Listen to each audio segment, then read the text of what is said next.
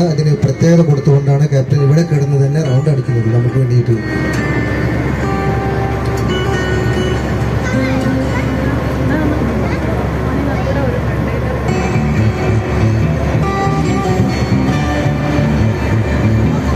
അത് 1,20,000 കിലോഗ്രാം വഹിക്കാവുന്ന അത്രയും പവർഫുൾ ആയിട്ടുള്ള ഇലക്ട്രിക് പവറും മാഗ്നറ്റിക് പവറും സംയുക്തമായി വർക്ക് ചെയ്യുന്ന സൂപ്പർ പോസ്റ്റ് പനാമാക്സ് രൂപത്തിൽ അറിയപ്പെടുന്ന ക്രെയിനുകളാണ് അവിടെ ലോഡിങ്ങും അൺലോഡിങ്ങും ഒക്കെ ചെയ്തുകൊണ്ടിരിക്കുന്നത്.